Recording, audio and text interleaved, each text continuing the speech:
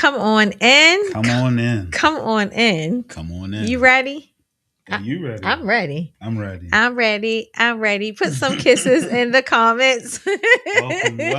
Welcome. Welcome in. It's been a minute since we've seen y'all. Oh my goodness. The last time we were here, we were talking to Mr. Corey Barnes. More than a movement with Corey Barnes at We Are Us. We Are Us. Make sure y'all check out that latest episode. And I think we gotta say We Are Us. We Are. Check the episode out. He dropped some jewels, some nuggets. They are a resource. They say you can hit them up 24/7. 24/7. Any beefs going on? Hit them in the DMs. Jump in the DMs. I gotta say that right. That's Jump in the DMs. Jump in the DMs. And they will send support. So definitely We Are Us. So to everyone who's joining us via Facebook, go on over to YouTube.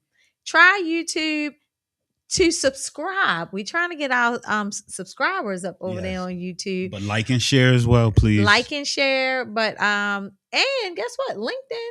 You can check us out on LinkedIn.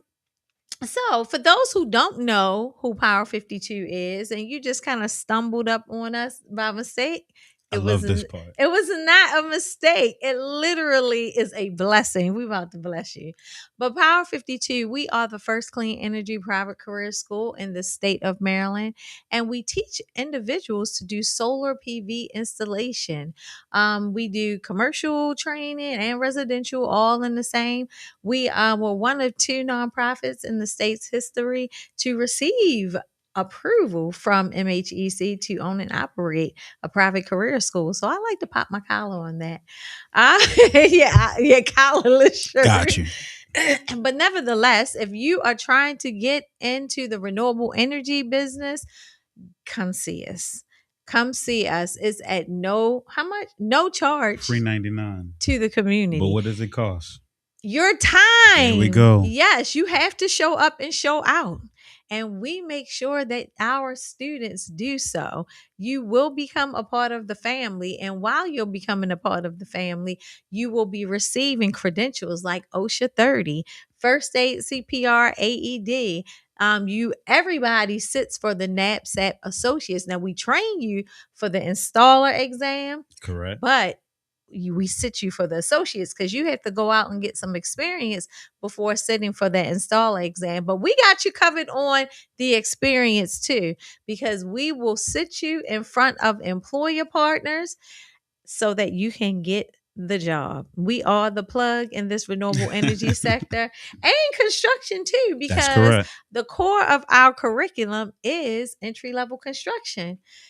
So if you find out that renewable energy isn't your thing, you can still walk onto any construction site and make out.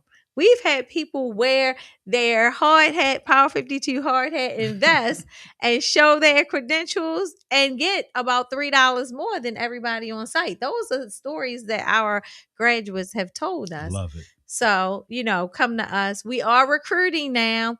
Our next cohort starts July 13th.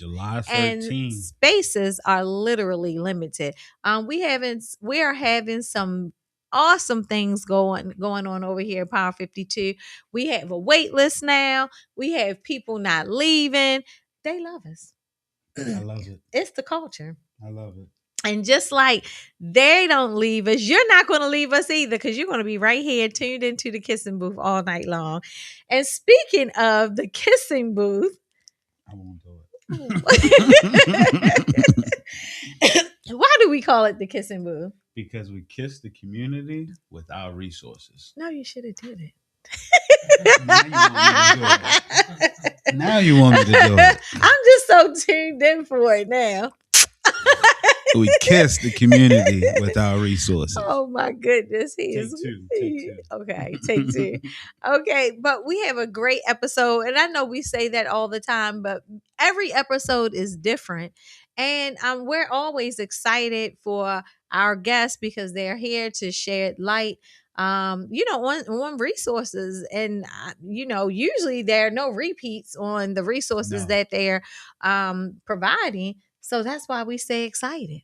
So who are we having tonight, Jay? Tonight, we have Miss Vivian Ebisike. All right. She is the Community Engagement Specialist at the House of Ruth of Maryland, where she leads community outreach and education on intimate partner violence, teen dating violence, and bystander intervention. Through trauma-informed trainings and digital storytelling, she works with schools, churches, and community organizations to promote prevention, survivor support, and healing. Vivian also leads the House of Ruth Maryland Storyteller Graduates Program, empowering survivors to share their stories through advocacy and education. She is a passionate advocate for youth, women, and survivors, using media, podcasts, and social content to spark meaningful conversation around social justice and community healing. Welcome. Welcome, Vivian. Thank you so much. Yeah, you know what? Before we got started, we're going to dive into the show, but we always start with hot topics. So Vivian is joining the fun tonight. She said she was going to be in on these hot topics. Okay, so you're going to get some extra flavor tonight. So welcome to the show. Thank you so much for having me. Yeah. Okay, so we're going to get into these hot topics here. And we're going to start with, everybody is a little down, but guess what is up? Gas prices. Period. Yeah. They are moving on up. So gas prices are becoming a struggle again. People online are joking that filling up their tank now feels like not paying rent. Paying rent. Social media is flooded with memes about staying home because every trip has to be worth the gas money. The rising prices are tied to global conflict involving Iran, which is impacting oil supply and making markets nervous. The internet's overall mood and frustration mixed with humor. People are laughing through inflation while also feeling real financial pressure, not pleasure. Definitely pressure. How will these prices affect our daily lives? What you think? So here's my thing, and I always say this. At the end of the day, you gonna walk? No, but you might stay home. You know what? It's times I stay home because soon as you exit that front door, you're spending money. Right or wrong. No, I honestly, yeah, I agree. Exactly. It's always somebody's birthday. It's grad season coming up. Oh my! Wedding season is happening soon. Everybody's getting married, getting engaged, exactly. Something. There's always something going on. And the shows, people are going to shows. Everybody wants to go out and eat. People, and it's about to be a hot girl summer. Oh, Lord. Is it going to be hot girl summer or simmering? It's sizzling. With these gas prices, y'all ain't going nowhere. You can always ride a bike, get in shape. That's a good idea. Alternatives. We might have Viv join the book. You never take the bus. Will electric cars go up again? Well, that's a good question. That's a good point. I mean, it's ridiculous, but they're talking about in places like Cali, where prices are already a little expensive, being like $10 a gallon. Well, Cali, you can never put $5 in the tank because you're just driving to the next pump. Do you remember? Do you remember back in the day at church, somebody would get you to drive them home, then a lady would take up and ball a little. Here's a little $5, and fill your tank up. Not fill your tank up. They would say fill your tank up, baby. Now I don't know if $5 was filling it up, but it might do a little dent. It maybe a quarter tank. Yeah. But baby, you're getting a sip. You're getting fumes. No, if that. And I'm gonna say this. And the scariest thing that they're saying is that they're putting, like right now, I think they will only put less than 10% of ethanol in the gas. But now it's going to be 15%. And what does that mean going into the summer? It warms up and makes the gas burn a whole lot faster. So now you're going to be paying more and going to the next gas pump. Shorter distance, right? Anybody got a scooter for sale? You know what? Maybe we might have more people in shape, like Yep. she said. Yeah. The electric bike. That's it. You gonna look hot. I'm not playing with you. So speaking of which, another thing that might be keeping you at home, and don't get cough. That hantavirus, baby. Listen, that is nothing to laugh about. Not at all. So, a new virus outbreak is spreading globally. The hantavirus is spreading after an outbreak on a cruise ship. The strain currently getting the most attention is the Andes strain of hantavirus, which is rare because it can spread between people in close, proximity. First of all, I heard you cough and You stop ain't it. hear me cough now one time. Health officials started closely monitoring the outbreak after multiple cases and deaths of passengers on the cruise ship were linked to the virus. Oh no. The virus is usually spread through rodent droppings and contaminated areas. But the Andes strain has shown limited person-to-person spread. People online started panicking because the outbreak reminded them of early COVID conversations and quarantine news. Social media has been spreading theories and misinformation about it becoming the next pandemic, but health officials currently say the public risk is still low. The outbreak sparked conversations about public health preparedness, fear spreading online, and how fast people react to virus news now. Listen, and guess what? Talk to me. Reportedly, is 2 cases here in Maryland. Yep. So, where's my man's producer? How you know it's 2 cases? Don't do it. The 2 individuals recently traveled internationally and may have been exposed.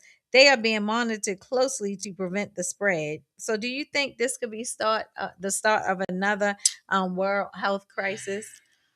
I don't think so. And I know that Yeah. we thought that we thought Before, about that. I We know. thought that with the But first one. I honestly don't think so. I think it can be, now that we know what we know about COVID, I feel like Yeah. we will take better precautions, especially in the state You of do? Maryland. Okay. You're very trusting. You're very trusting. Right? You're very just trusting. being optimistic. Have to. Guess what? I think that people will not listen this time. People could be dropping like flies, and they'll be like, I'm not going in. What you think? I don't think people are going to listen. No, I think we're going to get a mixture of both. You know, You do? Yeah, because there's a lot of people that took the first pandemic very, very seriously. You know. Yeah, I know. Yeah, when right. it first, Yeah. like the early, you know, I agree. And then you still had the same people that were still outside. They were you still know, so, outside. I mean, outside tonight. you definitely gonna get a mixture of both. But at the same time, once that whole just thought of it, oh my gosh, once it's gonna. I'm spread okay like with a staying domino home. effect. Here's the thing: the virus come and those gas prices go They up, wanna stay baby. home. I don't mind staying home. It's okay. I'm okay with it. But guess who else may be staying home more often? I don't think so. Papa was a Rolling Stone. Wherever he lay his hat was his home. Okay, Jamie Foxx is expecting a baby. Now, actor and singer Allegedly. Jamie Foxx is expecting his first child with girlfriend Alice Huxtap. This will be Fox's 3rd child, which is fine. He has a 32-year-old daughter, Corinne, and a 17-year-old daughter. I don't want to mess the name up. Annalise. Okay. Jamie is 58 years old, turning 59 in December, while his girlfriend is younger than his oldest daughter. Girlfriend Elise is 31 years old. Is he doing too much having a child at that age? Should people stop having children at a certain age? Well, I heard a word. I heard a word one time that said "be fruitful and multiply." I heard that word. But at the same time, teach his own. Teach his own. He got the money for it. Hey, I know there it that's is. right. And I think a bigger conversation that people are having is not necessarily the age gap, because they are kind of like, she's in her Yeah. 30s, he's 50s. Well, he's pushing 60, but that's Yeah. not. But it's more so the fact that like people are talking about his preference. Like he always has dated a white woman. Oh, So okay. so how do you go deeper? So I'm wondering Yeah. how y'all feel about that. Like when a black interracial relationships, when a black, because usually there's a issue with like there being a preference with them yeah. just dating yeah, black white- people, just mhm. white women. Just like And usually it's men that have some money. Yeah. Why? So the black women, we going down the whole rabbit hole, but the black woman will Y'all don't do hold this. Y'all don't do down this. Y'all don't the do black this. guy. Y'all don't do and this. As soon as he gets his bag up, Don't do this. then Don't he do wants this. to go. We switching the topic at hand here. And wait a minute, is We there a disclaimer at the bottom? We switching the topic at hand here. You know, But why y'all do that? Who is y'all?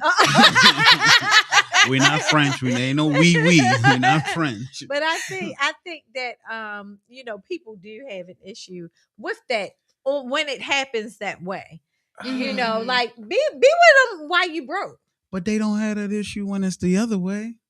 You know, the young other lady way? that just recently lost her life being with her husband out of the country, who was not the same complexion as her. But y'all didn't talk about that much. No, first of all, we're on the topic of Here we go. See, here we go. We can talk about both. But my take on it is this: interracial relationships is, if you like it, I love it. Oh yeah, it is what it is. That's I not, never, look past it or down on it or anything like that. I like what I like, but at the same time, it's to each his own. But I think the discussion is that why do they switch after they get their bag up? And man, it's a lot of different theories to that. It's some say that angry black females. Yeah, but go ahead. Sorry. No, go ahead, please. So some theories are like that because once you get to a level of like wealth and everything, whiteness is connected to that.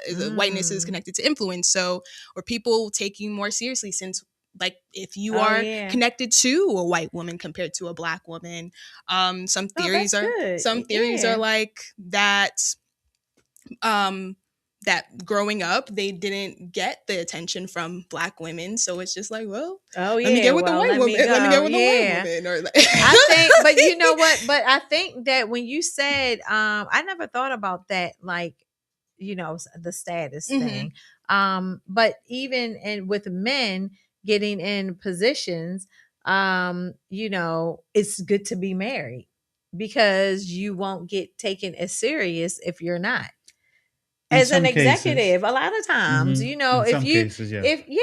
you really go out, like if I'm going to any executive meeting, everybody's going to be married there, pretty much. Most likely, yes. They're not going to be single, and I just think that it's just something with that too. But I know we're totally off topic. So the biggest thing here is it a certain age where you shouldn't have children? I don't be fruitful and multiply. But here's the thing: are you going to be 85 kicking a soccer ball? But if you can afford your nanny to kick the soccer ball, no. But the thing is, it's not about the relationship. Should be with the dad, not the nanny. But it depends on what mother. stage of life that dad is in. Yeah, no. I think the children. The producer didn't jump in. I don't know. I feel some type of way. I think for me, I wouldn't be older having kids. Even if we want to look at Jermaine Jackson, he's 70-something years old with a 27-year-old woman, has a 3-year-old child. Oh, Lord. How much longer are you lasting to really, even if you want to think of impacting the child's life, just not even monetarily, but just, and I remember just one example. My great-grandmother had a picture up on the wall, and she's like, "Oh, that's my brother." I was like, "Oh, those are his grandkids?" She said, "Oh, no, those are his children." And he was older than my great-grandmother. So I was like, and I was a child then, so she was probably like in her mid-70s then, so he was probably close to 80. And I was just like, Oh. Oh, wow. So I don't know, because it's like how much time you really got to impact their life. I don't know. That's my Yeah. No, I get it. I can And see then a that. lot of people will say, well, for men, it's okay, but not women. Well, see, it becomes more of a health risk for women after a certain age. Yeah, but What's the they health have a risk whole for bunch men? of science where, you could get a surrogate, take the eggs and, it's a lot of different things they can make it happen these days. Anytime people are picking the sex of the child, Oh man, that's yeah, we anything there. can happen. Mm, Yeah, we there. Okay, well, let's go on to the next. Let's talk about these prom dresses. You said something about prom. Now, guess what? I've seen, and I am so happy about it, that the girls are being a little more conservative and princess like. mm. I love it. I mean, they are being so classy.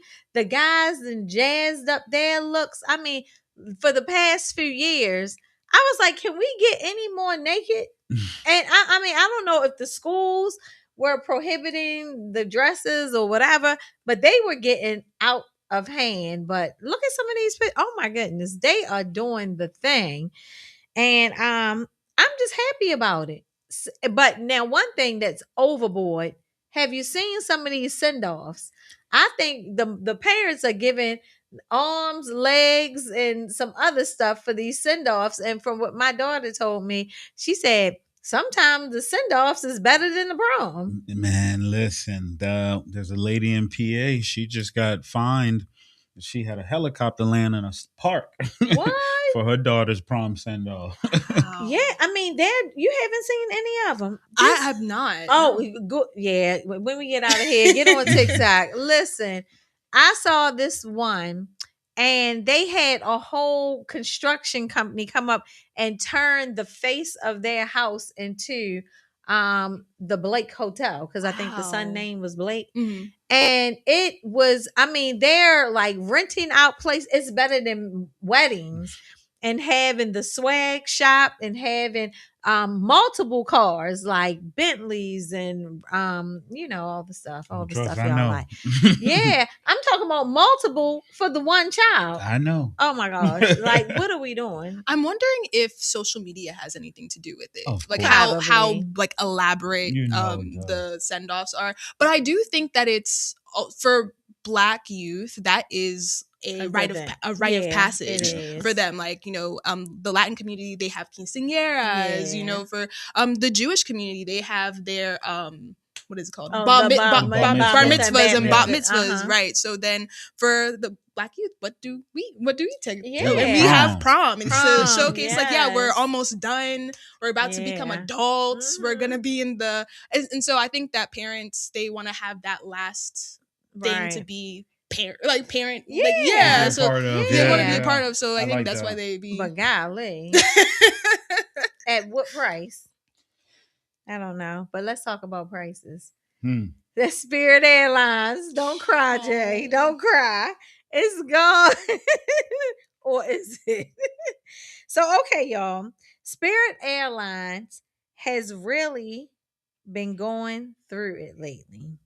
The company has been struggling financially for a while now, with debt, rising costs, and failed merger deals.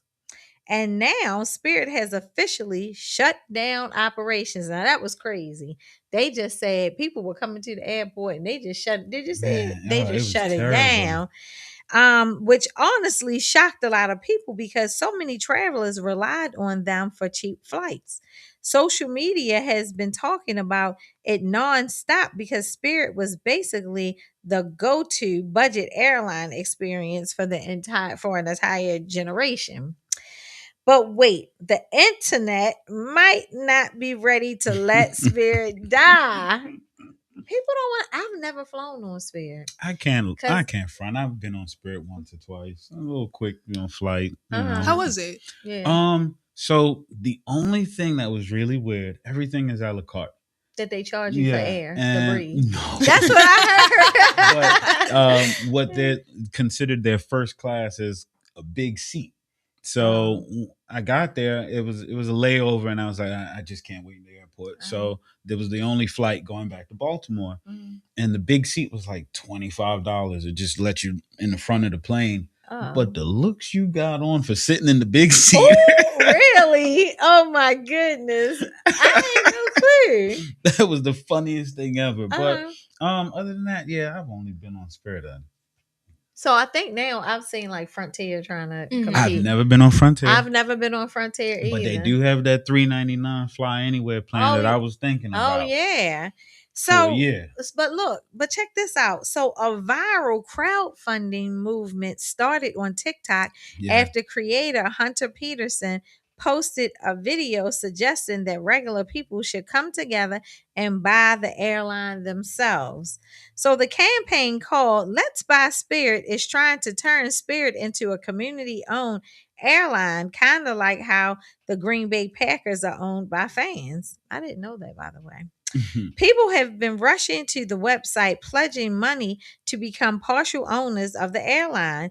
The minimum pledge to get involved is reportedly around $45, but some supporters are pledging hundreds and even thousands of dollars, hoping to own a small piece of the company if it actually comes back. After the first campaign raised about $22 million in pledges within a couple of days, and now reports say the movement has exploded to more than $335 million in online pledges. Now, before y'all get excited, tell them the truth. Experts are saying these are mostly non-binding pledges, meaning people haven't actually paid real money yet, and the estimated cost to actually buy and relaunch Spirit could be around $1.7 billion with a B dollars. Still, the fact that people are this invested in saving a budget airline really says a lot about how much travelers depend on Spirit. So, would you invest in Spirit? No. $45? 45. You just paid for the peanuts on the plane. Okay. Like, no. What you doing, Vivian? I mean, I think I would say no, because of what people said about Spirit, about writing on Spirit before. There was always some level of, I'm not going to write on Spirit. They're going to crash every 5 seconds, something like that. And there's never been a plane crash accident with Spirit, which is so weird. So I don't know why like social media was hating on Spirit, and now they're trying to resurrect it. It's weird. What are we doing? You know how people go. You want to fly on a budget, but you want top notch. It doesn't work like that. Yeah. I don't know. But let's talk about top notch and budget. $300 AP watch. Good segue, Jay. So the AP watches, I say AP, everybody knows it as AP watches, may have just become more affordable, or so we thought. The popular AP watch usually goes for around 20 to 100K, but early this week, it was suddenly announced that AP would be collaborating with the brand called Swatch to drop a colorful collection of $300 AP watches. Many images, were going viral of a range of several colors to be released. Everybody was convinced that they would be getting one until Swatch made the official announcement that the collaboration was just a pocket watch. What you think? You still want to get one? Yes. I know. I think it's going to be cute. Yes. I don't know why they're saying just a pocket watch. It's an amazing watch, and if you really know anything about watches, Swatch has been doing collaboration with big brand watch dealers for years. And this is not going to take away the value from AP or anything like that. But I think the fact is that it's a pocket watch. But this is a trend. Jewelers have already started making wristband bezels and everything for the pocket watch already. Oh, really? Yeah. What? Let me see that picture again. Okay. Those look really cute. Yeah. See that little Carolina blue one in the white top left-hand corner? That's really the one I'm Oh, telling you. okay. Yeah. Well, get me one too. Give me. God You is standing good. in line. God is good. I'll pay for it. Oh, okay. I'll get us both. That's a daggone shame. So, Come Krishan on, big Rock, sis. you got me. I'll let you come on here. Krishan Rock and Blueface might be back together again. Now, this Wow. is unreal. So, Blueface is a rapper from Los Angeles who became famous from songs like Tatiana and his viral online personality. Krishan Rock is from Beatmore, Baltimore. I've heard you can't see Beatmore no more. And first gained popularity through social media, athletics, and reality TV. The two first linked up after Krishan appeared on Blueface's reality competition show and later signed to his label. Even after multiple public breakups, rumors have begun circulating that the pair may be reconnecting. The two were allegedly seen together after a show that she performed in Seattle. This has been keeping fans invested in their relationship drama. Their relationship has gone viral for toxic behavior, including public arguments, cheating, accusations, public physical fights, social media humiliation, and constantly breaking up, then getting back together. Everybody loves a breakup story, I guess. It's trauma. Many people online say their relationship shows signs of trauma bonding and unhealthy attachment, while others call it real love despite the chaos. Don't do that. Don't do that no more. When are they going to leave each other alone? And you know what? We got the right person today to talk about it. I think maybe let's go to commercial and then we'll come back to it. All right. Sound like Let's a plan. start the show.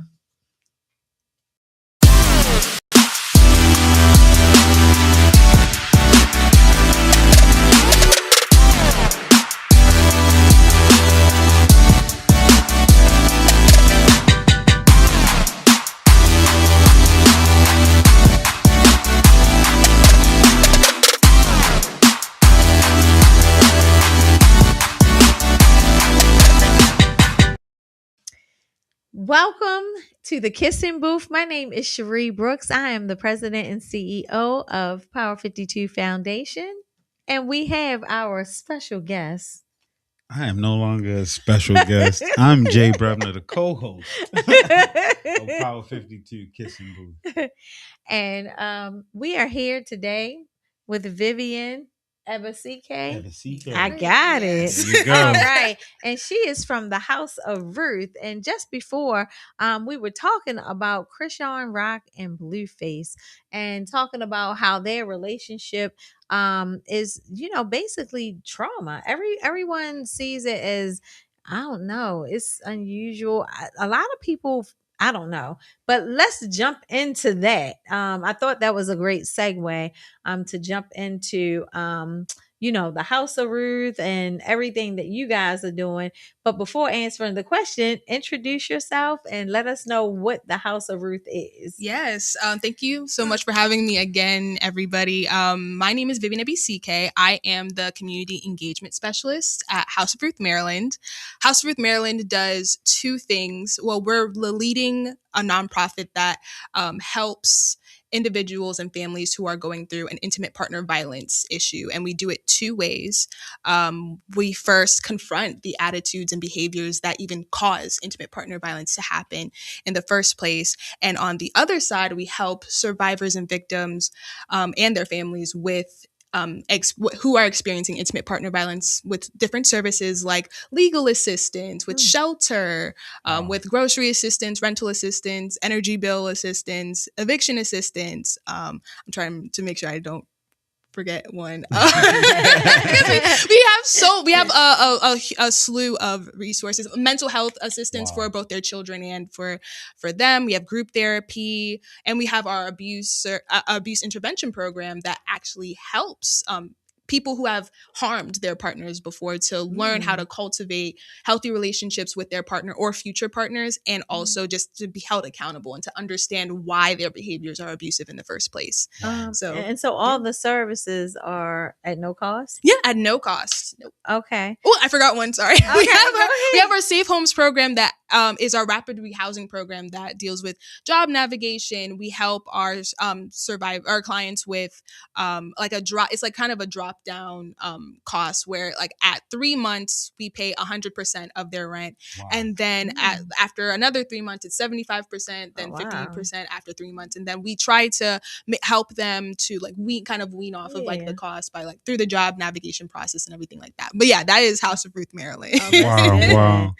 And so, what are some of the early signs of domestic violence? I guess like something that maybe a family member would be looking for that we, may dismiss or miss.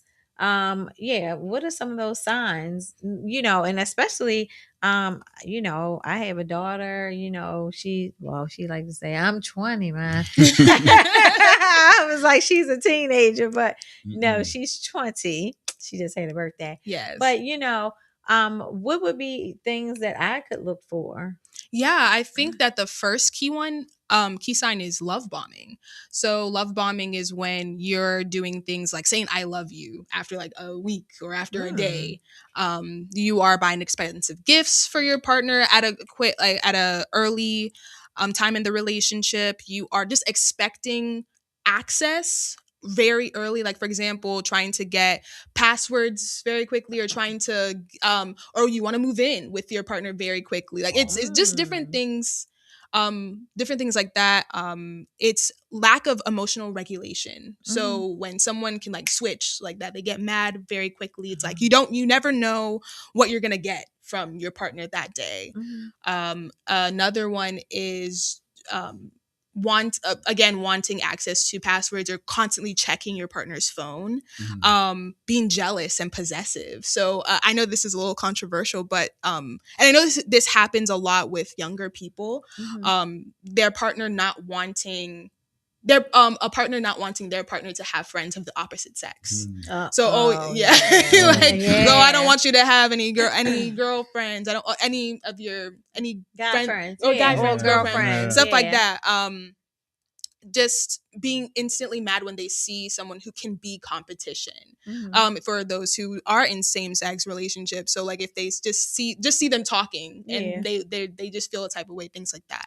So yeah, those are some early signs. But for a family member, I would say that like when they're talking about their partner, like, oh my goodness, he said he loves me, things like that. It's like, oh, that's concerning. Stuff like things like that. Seeing when you do see a conversation occur and they do say they're overly critical of their partner. So early into the relationship or during the relationship, you're seeing how the person like switches everything about themselves.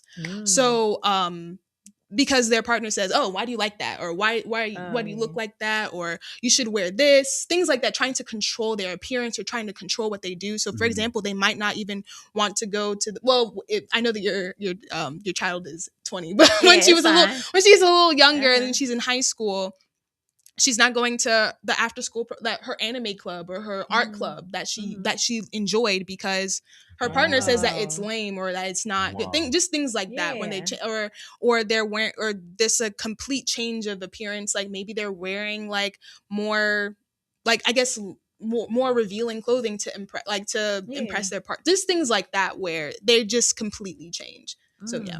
Wow. So one of the big things is everyone always talks about red flags. Are there certain red flags in relationships that society tends to normalize but actually shouldn't? I think that it's what I talked about before. Like people do normalize not engaging with the opposite, or like you're making it or normalizing that. Oh yeah, like it makes sense that I should ask my partner to not engage with people of the opposite sex. And it's just like, no, because if you are in a healthy relationship, it wouldn't matter if they are or not. I think in some environments, talking to each other a certain way, like really like they see it as teasing, but it can actually put someone down. Like certain language that people use, like very revealing names, saying the B word to their partner. There's just different things like yeah. that they normalize. I'm trying to think of more. Some red flags could be forms of financial abuse where especially this happens in heterosexual relationships where like usually the woman would be like, oh, if you loved me you would buy me this or blah blah, or the other way around, you know, like so they're using Don't stop. there's some red flags like that. And so now, is it stages to it? Is it like the verbal, then the emotional, then people getting slapped up? Like what, you know, is it physical? Yeah. Right. Like I want to know how, you know, how, I know I'm just. So there are, I believe, 6 different types of abuse. So we have physical, physical, mental, cultural. So cultural abuse is where they are using just any aspect of a person's identity as as a means of power and control. So like the religious institution that they belong to, their sexuality. So if they're in the LGBT community, their immigration status, their it's different for their race, things like that. We have sexual abuse, financial abuse, as I've said before. So financial abuse can look like stopping your partner from going to work, or even like embarrassing their partner so bad to where they have to quit or they get fired, or even stopping them from getting a job. Or if they are the breadwinner, then just controlling the amount of money that's given. So, for example, if thinking about it from the context of a heterosexual relationship again, because this is usually what occurs, is that, because you didn't have sex with me last night, you're not getting like money for groceries, things like that. Or just a very common one that we tend to see is a partner taking out like credit in their name and just accruing debt. So so they would take out different loans, or they would just open up a new credit card, just different lines of credit like that, and then accrue debt. I'm trying to see. So we have physical, mental, financial, cultural. My goodness. Wow. I've done this presentation so many times. It doesn't make any sense. But I think, those are sexual. I think we have all of them. Okay. I think we have all of them. Sorry, I want to make sure that I got your question. Right. No, that's good. So, do you have any, because I love to hear a story. Do you have any stories like, you know, of something that would be jaw dropping, like of a survivor, like something that you're just like, this happened? Yeah. Like, how did this happen? Yeah, so shout out to the Storytellers Project, because that is a part of the project that I run through my department. We help storytellers we help survivors of intimate partner violence with taking their experiences and using it to evoke change in their community. And so one of their stories, it was during COVID, where it was like in the middle of the pandemic, and their abuser was pretty much like abusing them, was pretty much like physically assaulting them. And they were running to the police for help, and the police didn't help wasn't rendered to them. And so as the pandemic was kind of like weaning off and everything, their partner was still like stalking them using different forms of technology. So they would put tracking devices, or like recording devices rather, in the home, at their workplace, different things like that. And so but that particular survivor, she like published a book and everything, and she's like doing so well and she's doing so well as a speaker, and in the mental health space. So I think awesome. I think those it's just different jaw dropping stories like that fuel the work that we do. So, yeah. I know you went over it before, but just one more time, give them what are the resources that are really available. that are readily available, I would say, well, our shelter is, I'll tell you what is not. So our shelter is usually full because it's a very huge occurrence, unfortunately, in Baltimore City. So we have an 84 bed shelter, and but what is available, what we tend to do is we have a hotel partnership, so they would stay in the hotel for I think up to 3 days. Mhm. And so while we figure things out, and then we have different alternatives where they can stay with someone they know, or they can get a bus ticket to somewhere out of town, like to a relative or a friend that they can stay with. And or we would partner, or they would go to the different shelters.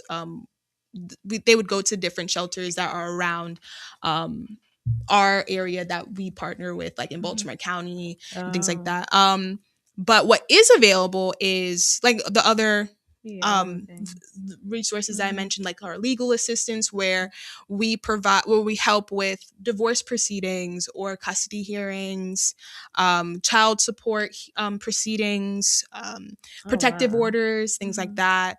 We help with, again, mental health counseling for group therapy for their children, for them. We have our Safe Homes program, which is again where they are able to go into where they are able to live on their own, or they have that start to live on their own for up like about a year.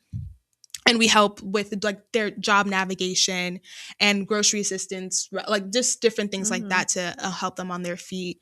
So Mhm. with the Safe House program, how do you get into that? I mean, I know you say the shelter is already full, Mhm. but is it more opportunities with the Safe House or available for? Mhm. There's a certain like criteria that Yeah.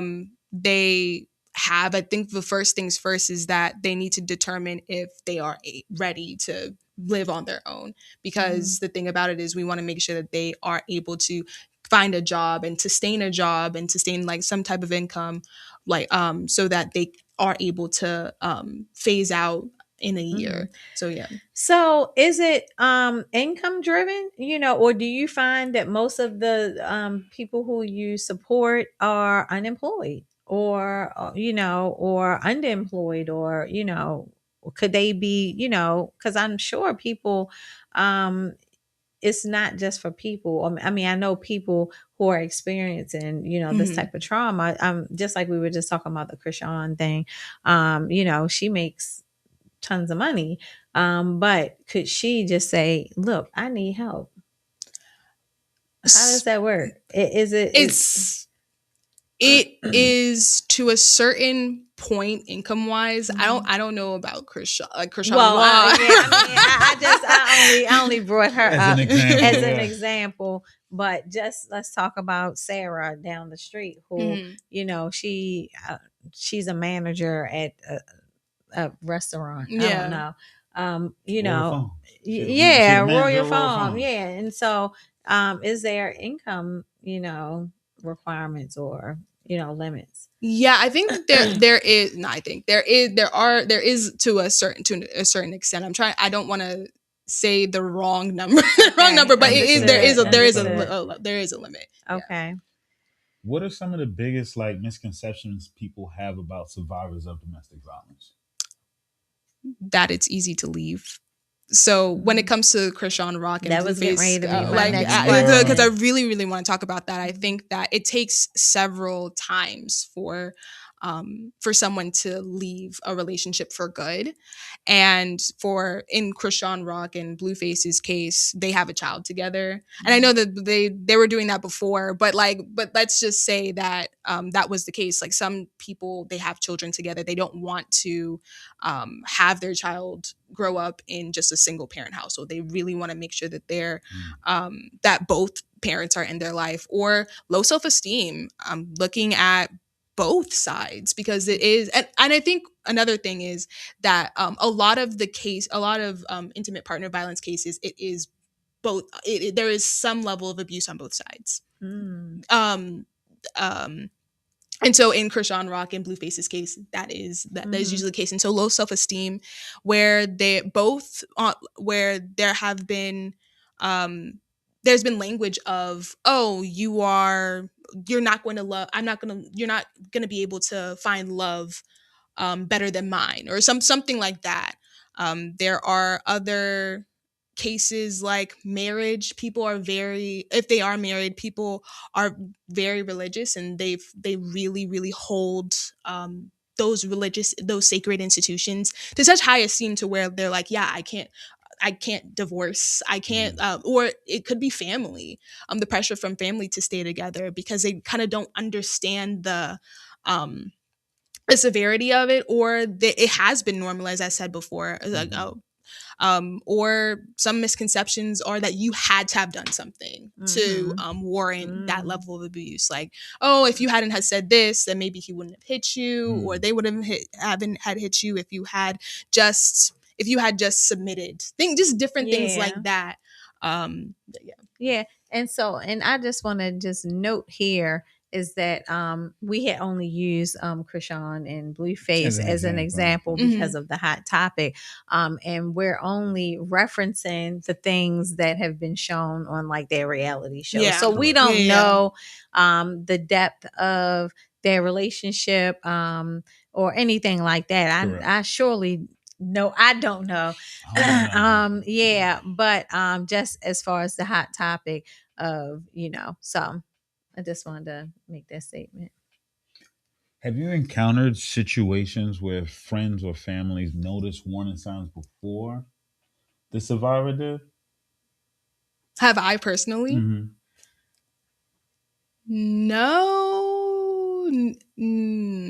No. In fact, I think that I've actually been the one who has encountered the warning signs, and my friends have told me, like, oh, it's a little too early, girl. I don't know, like just different things like that. But I haven't. That hasn't happened to me where I've been on the bystander end. How did you now act on those warning signs, though? I barely paid attention. I think I just like waved it off because of the low self-esteem portion. I was just like, it's like, it's just something that's, and I think that's how it starts. It starts off small. I said before, like intimate partner violence starts off it could start off one way with the verbal abuse and being overly critical, and then because that behavior has been normalized within that relationship itself, they then that the abusive partner then takes it up a notch with either the severity for that one particular thing verbally, or because if they haven't, if their partner hasn't like submitted enough or hasn't been like controlled enough, they would then go to a different form of abuse, like physical abuse. So I think like for me, it started off like very like in different small ways like that, and then Understood. So do you feel that it's easy for you or some of your coworkers to get emotionally involved with the people that you serve? Oh, absolutely. Yeah. Absolutely. How do you deal with that? Because I know for us, even with our students and that we're serving, oh my goodness, well, you get wrapped in. We always say they're like family to us. And so how do you create those boundaries? And then especially when dealing with someone and their man, a lot of times, I mean, I have girlfriends that if I saw that and their husband out doing something, I'm not telling them because I'm not involved. But how do you, deal with that? Great question. Keep the balance.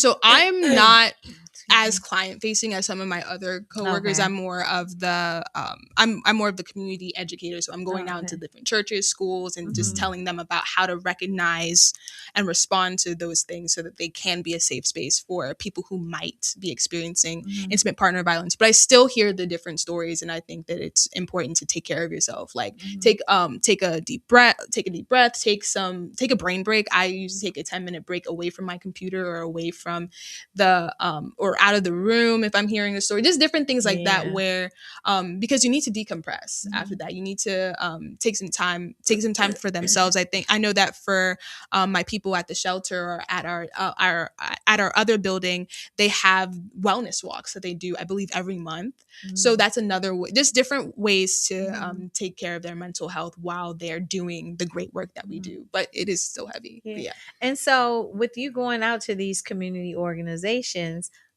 so you know, you're pouring into me right now too. So I'm just curious because we have both men and women who you know, come, you know, here for us, and Yeah. they share, men and women share examples or things that they're going through. You know, so how do you even do you guys even address a man who may be feeling like, look, my girl she's hitting me? Because girls be saying, Yeah. you know, and then the first thing they might just hold the girl, you know. Women are emotional creatures. But if a guy, have you ever had men to come to you and, you know, so let's talk about that. So, well, I would say that yes, we do serve men, absolutely. Okay. And unfortunately, it is a huge. It is unfortunate that not as many men like say that they need help because of the societal ramifications that Right. it could be like, oh, you're too weak, or their friends might laugh at them, or they might look at them like, oh, like, how are you gonna let a girl slap you? Like, how you gonna let a girl make you sad? You know what I'm saying? Like, you, like, it's like, what? But You acting real sassy. yeah, Right. yeah, just different things like that, and it's unfortunate. I want to make sure I get you. Did I answer your question? You're hitting the nail on the head because number one, you're called the House of Ruth. So, you know, for a guy, you know, a lot of people always think that had to it's for come up women from only. women, yeah, yeah. exactly. You know, so it's nice to know that you guys also reach out to the male and men as well. Yeah. And how do you go about doing so? What's the approach? Yeah, so we have done initiatives in the past where we've worked with more male facing organizations like Center of Urban Families, where we do talk to fathers and tell them about like what abuse looks like from the male perspective. Like, people might not think that a woman keying a man's car is a form of abuse, and it is. Oh, yes, Or it like, is. or destroying stuff, or let's think about like taking it all back in the 90s, like the Lisa Left Eye Lopez story, where like, yeah, like she burned The like whole his mansion sneaker, like down. his Burnt the whole stuff, like, mansion down. and it was because it was retaliatory because he was abusing her and things like that. So it's some other ways could also be verbal abuse, like, oh, that's why you don't have a job, or then just different things like that. Yeah. So now, like, catching it at the teen level, like, what are the signs for teens or like young adults? You know, what are the signs that they're in an unhealthy or abusive relationship? Yeah, I think it's the same as what we would see in adults, but because teens are more emotional at that stage, then it is a lot worse. I think that love bombing is huge because, you know, they're feeling big feelings, and they're naming it, and they're saying love at like after day one, or trying to. Or like sex, definitely revenge porn is a big thing. So like circulating their nude pictures, like if they break up, or even while they're in the relationship, they're like, people are showing their friends like their new, like very sensitive pictures. This can look like verbal abuse. So like saying like very disrespectful language to each other. It could also be physical abuse where it could be play fighting at one point, and then it could like escalate. There's different things like that. Yeah. And so if you know, just here, so let's just like here, or even at the church, if we suspected something was happening to someone and they haven't told us anything, and we weren't around to witness the person interacting with the man or woman or whatever, how do you approach the person without them coming off on, you know, without them getting offended, or, you know, or should you? How, you know, do parents or, you know, mentors, are you approaching the person because you're like Conflict resolution? yeah. How do you Yeah, how do you do that? Right. right. So your question is, you haven't seen the two like interact, but you are seeing. But I heard the stories. You've You're heard hearing the stories. stories. Yeah, I'm hearing the stories, but they're not really saying like. Let's just say if I had a student to come to me Mm-hmm. and shared a story that they're not feeling is abusive, Mm-hmm. but like you said, oh, wait a minute, Something's not what right here. happened? That's not right, or this sounds like this, or that sounds like Mhm. that. How do you then address it as abuse? Yeah, so that is where, because you are a trusted adult and they trusted you with that information, that is where you call it out and you say that, oh, this is abusive, and you say, of course, you say it with love, you know, Yeah. and you educate them on why. Yeah. I think again that's why teens are they've only been in this world for so long, Mhm. and that it probably is their first relationship.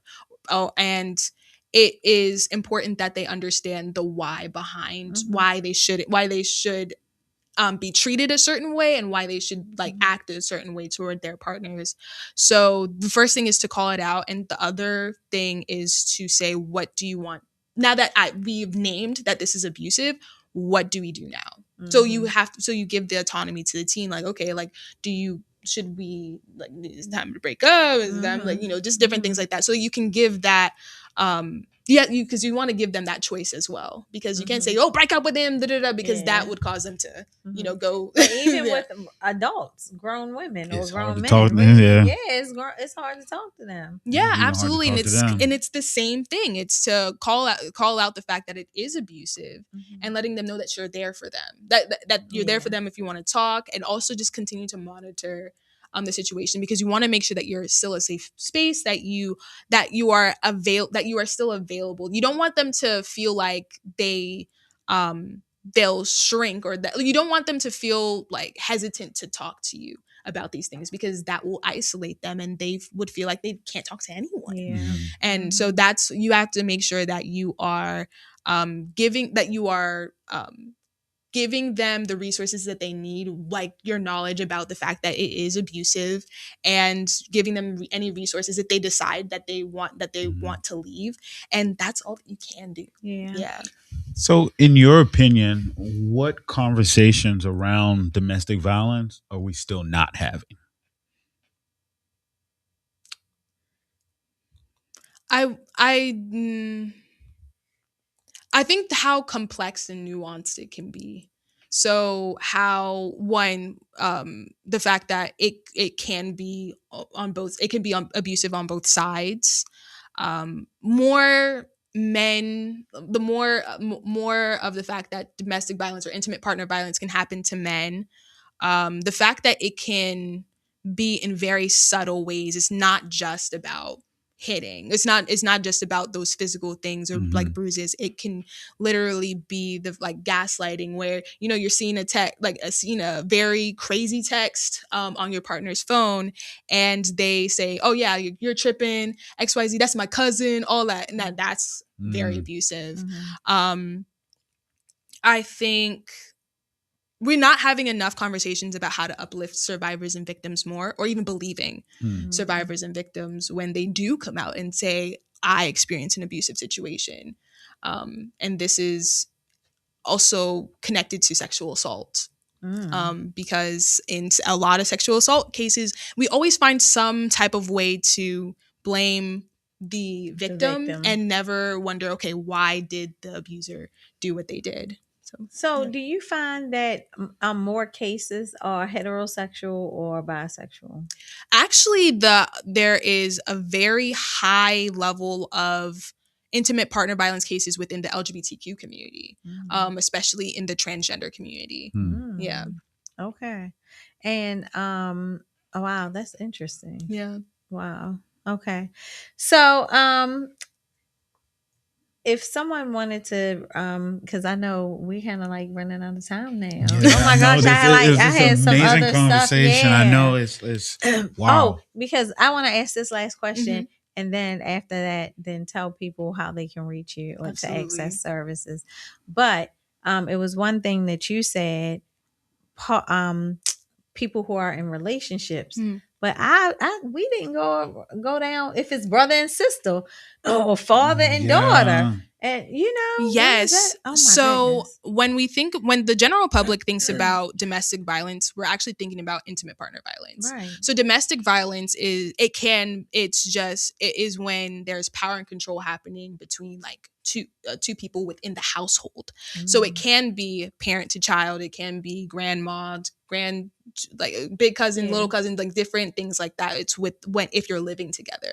But intimate partner violence is when you are romantically and sexually involved with the individual. So it can be those situationships. It can be people who are like very public about their relationship or private about their relationship, serious or casual, long term, short term. So even if it happened a day after a day, and they are being very they're being emotionally abusive and things like that, that's still considered intimate partner violence. So it doesn't matter the duration, it doesn't matter how serious it was, it doesn't matter about how public or private it was, it's still happens. It still happens. So, yeah. Okay. If listeners can take away one message from this conversation, what do you hope it is? To support survivors and victims when they come to you about their situation. Okay. And so if they have a situation, look in that camera and kiss the community with some resources. How do they contact you? Yes. So you can call our hotline. It is 410-889-RUTH. You can either, if someone does come to you with a situation and they're scared about calling, you can call the hotline with them. You can call the hotline for them. You can call the hotline as a hub of information, and they'll get you to whatever department or whatever resource that you need. Mwah. Thank you. See. But one thing, a viewer had called me today because they knew that you guys were coming on, and I almost forgot, and I asked you to remind me. How do you guys take donations like clothing, any of those types of things? Yes. I wanted to make sure I got it. I wanted to make my notes. We're ready. We're all on the same page. Yes. So if you go to our website at if you go to our website at www.hruth.org and go to the Get Involved tab, you will see donate, and you can donate clothes. There is a list of items on the website, or you can use our Amazon wish list, or you can donate financially, and it's on the same website. There are also two other ways that you can get involved if you're not able to donate some money. So there is the Charm City Run Baltimore Women's Classic that's coming up on June 28th. And so we're a main benefactor for it. So if you are able to volunteer on June 28th at 6 a.m., I know it's early, but if you donate your time, then you'll be able to help support us you'll be able to help us get more support for our amazing clients that we serve on a daily basis. And on May 30th, we're having a community block party. Uh-oh. So yeah, like you will be able to get some good food, great music, have fun, and get a lot of different resources, whether it's like legal or mental health, anything, financial health, anything that you need.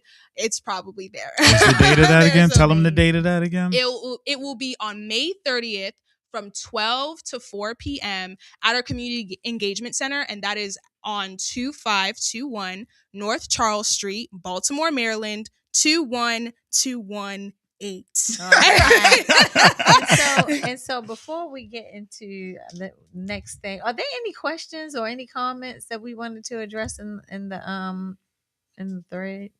One question was, so if one church denomination says that,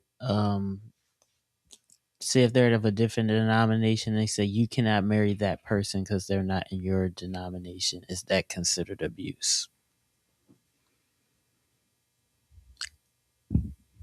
It wouldn't be intimate partner violence related abuse. So you're saying that the church is saying, like a religious leader is saying, "Oh, you can't." Right. Let's say if somebody was Catholic and the other person is Episcopal or Methodist, and they're saying the Catholic Church, this is just random. They're saying you can't marry that person because they're a Methodist or they're a Baptist or something like that. Yeah, so that wouldn't be considered intimate partner violence. Is that religious abuse? Because who's saying that you can't get married? You're saying that the priest, the church is saying it. Oh, I think that's just their own stance. That's religious abuse. Yeah, that's not. It's an unfortunate thing that they're doing it, and if they do take different protocols, like if they try to excommunicate them because they married someone or things like that, then we would have some different conversations, or like they would try to isolate them because they decided, then we would have different conversations. But if they're just saying, oh, you can't marry this person because they're a different they're from a different denomination, then yeah. And one question was, but we answered it, is the program just for females? But we answered Okay. that. Yes. All right, well, before we get you out of here, what are we doing next, y'all? Because I'm so into this thing. We're going to get into these hot seat. Great topic tonight. Yeah, let's get into these hot seat questions. Who's asking? Because our viewers said that they had to change their religion or their denomination because of, that's why they were asking. Oh, okay. Okay, hot seat questions. Here we go. Rihanna or Beyonce? Why you have to make me choose both? Both of them. If you could switch lives with any fictional character, who would it be? Oh, any fictional character?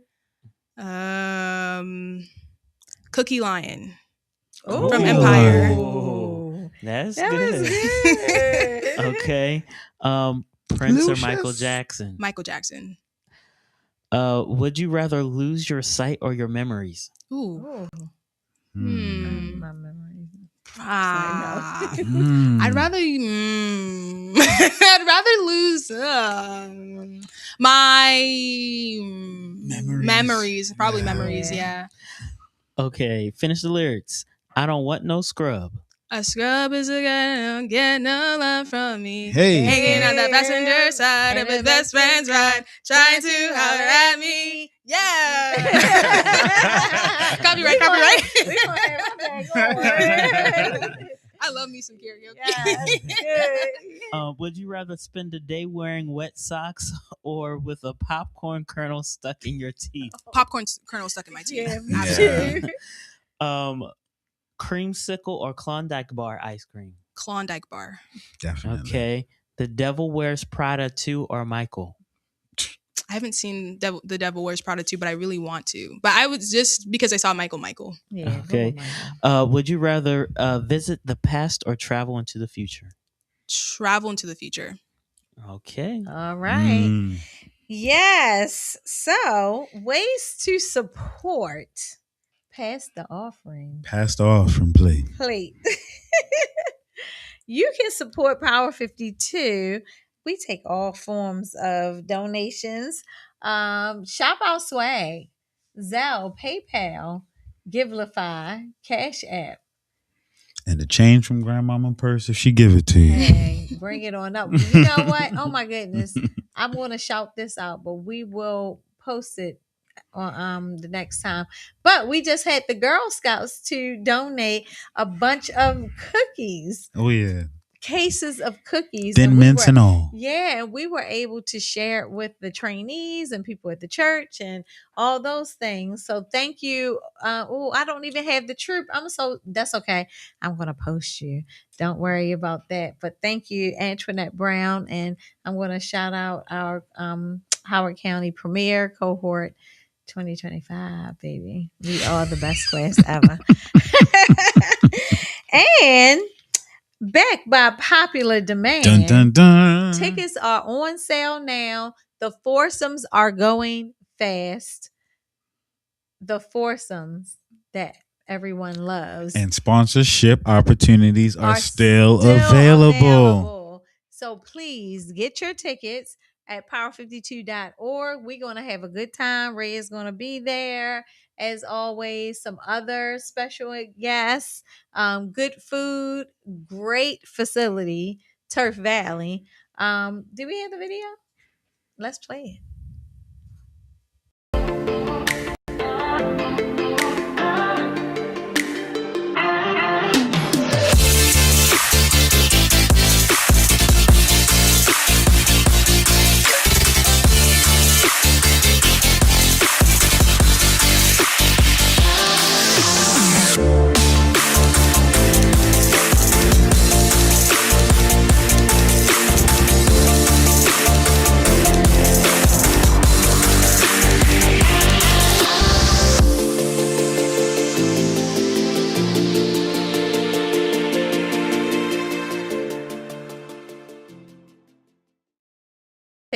Tickets are going to get that foursome. People just don't buy tickets to come by themselves, but it is on Thursday, September 10th. Yes.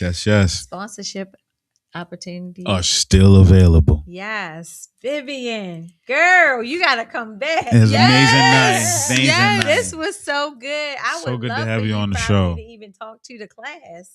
Yeah, absolutely. We do all types of workshops and things like that for our students, and they need to hear this. They need to know, and we will definitely support them.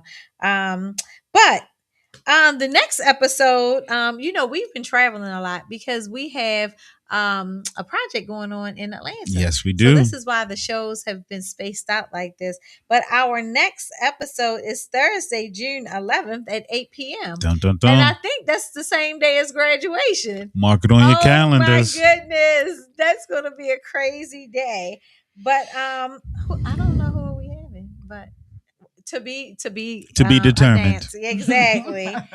But until then, remember, life is short, so forgive quickly, love truly, and kiss the communities with your gifts. Mwah. Mwah.